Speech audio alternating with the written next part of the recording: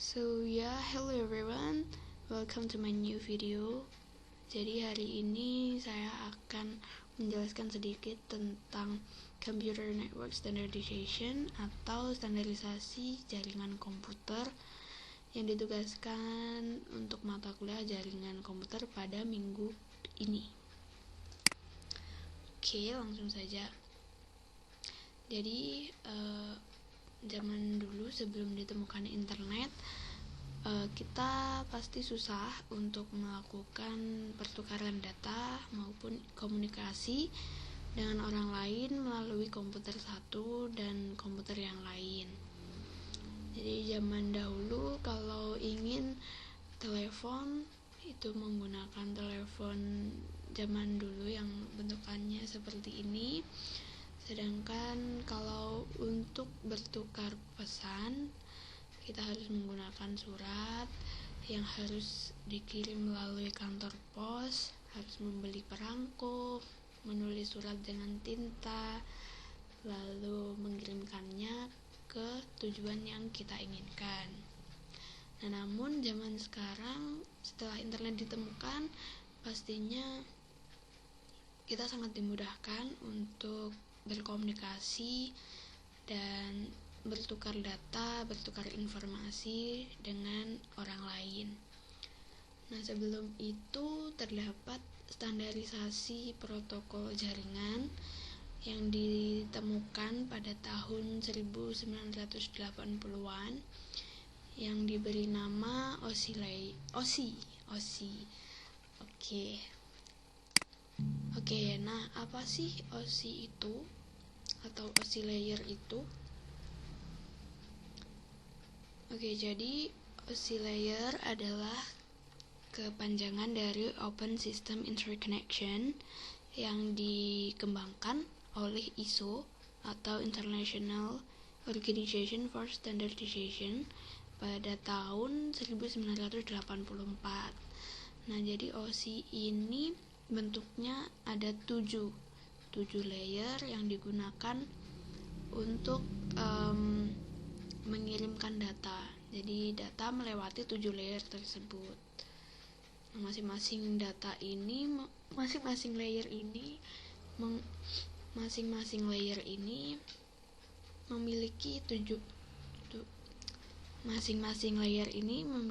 tugasnya masing-masing. Jadi mereka berkolaborasi, bekerja sama untuk mengirimkan data dari komputer satu ke komputer lain di seluruh dunia. Nah, untuk jelasnya seperti ini. Jadi yang pertama adalah application layer, yaitu tentang interaksi manusia komputer, di mana aplikasi bisa mengakses layanan internet. Selanjutnya adalah presentation layer yang memaksimalkan data atau menjamin data itu dapat digunakan dalam format yang benar dan terdapat juga enkripsi serta security atau keamanan data. Selanjutnya adalah session layer yang menjaga koneksi dan bertanggung jawab untuk controlling ports atau mengontrol ports dan session. Selanjutnya adalah transport layer. Transport layer mengirimkan data menggunakan transmission protocols seperti TCP dan UDP. Selanjutnya adalah network layer yang memilih atau memutuskan jalan yang mana nih yang akan digunakan data. Selanjutnya adalah data link layer yang mendefinisikan format dari data di jaringan. Selanjutnya adalah physical layer. Jadi physical layer itu mengirimkan bit mentah melalui physical medium. Oke, jadi seperti ini model dari OSI atau biasa disebut OSI model. Jadi terdapat 7 layer yang memiliki tugasnya masing-masing. Nah, namun di dunia modern yang sekarang ini sudah jarang digunakan OSI model. Jadi kita beralih ke TCP model, TCP/IP model yang lebih simple dan praktis serta sederhana dan lebih mudah digunakan daripada si OSI model yang ini.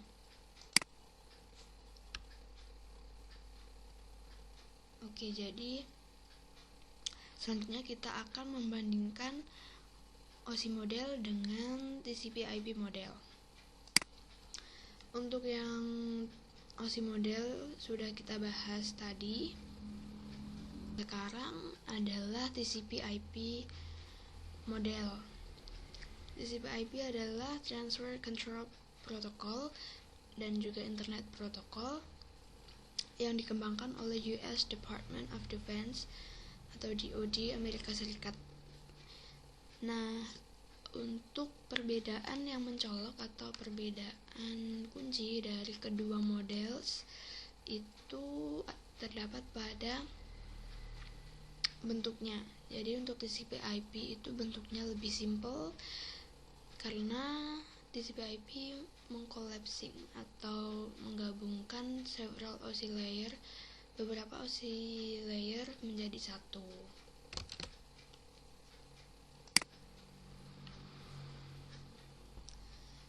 Nah, jadi bentukannya seperti ini kurang lebih.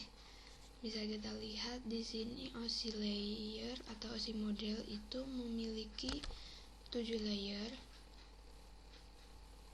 Nah, sedangkan untuk TCP model itu lebih simple dengan 4 layer. Nah, jadi di OSI model kita ada 7 layer. Di TCP/IP kita punya 4 layer. Nah, kenapa lebih simple? Karena TCP/IP menggabungkan beberapa layer menjadi satu. Contohnya untuk application layer di TCP/IP model itu adalah gabungan dari application, presentation, dan session layernya OSI model. Untuk transport layernya tetap, network layernya berganti nama menjadi internet layer. Lalu untuk network access layernya itu ada data link dan physical layer yang digabungkan. Jadi mengapa TCP/IP lebih banyak digunakan? Karena TCP/IP model lebih simple dan mudah digunakan, mudah diterapkan juga. Bukan berarti OSI model tidak digunakan ya. OSI model digunakan, namun sekarang kita sudah beralih ke TCP/IP model. Seperti itu. OSI model itu easy to troubleshooting, jadi mudah digunakan untuk troubleshooting problems karena OSI model lebih mendetail. Nah, selanjutnya kita beralih ke TCP/IP Protocol Suite atau protokol yang bekerja di TCP/IP model. Oke, untuk di sini pada application layer itu beberapa protokol yang berjalan. Contohnya adalah HTTP, SMTP, Telnet, FTP, DNS, RIP, dan SNMP. Contohnya kita seperti mengakses HTTP suatu blog seperti itu kan kita mengakses HTTP. Nah, itu adalah protokol dari application layernya TCP/IP model. Oke, selanjutnya adalah transport layer. Itu adalah TCP dan UDP yang bekerja pada TCP/IP protokol suite transport layer. Oke, selanjutnya untuk internet layer itu terdapat IP, ARP, IGMP, dan ICMP. Untuk yang network access layer itu itu protokol yang bekerja di antara lain adalah Ethernet, token ring, ATM, frame, relay, dan banyak yang lain. Nah, jadi di dunia modern itu sudah jarang ya digunakan OSI model, namun bukan berarti tidak sama sekali digunakan, karena kita sudah beralih ke TCP/IP yang lebih simple dan banyak juga protokol yang bisa berjalan di TCP/IP model ini. Makanya banyak vendor-vendor yang menggunakan TCP/IP model. Oke, mungkin segitu saja penjelasan dari saya. Kurang lebihnya mohon maaf. Mungkin bila ada salah kata atau salah pengucapan atau kurang informasi, mohon dimaafkan. Dan thank you for watching. Let's see you in the next video. So bye bye.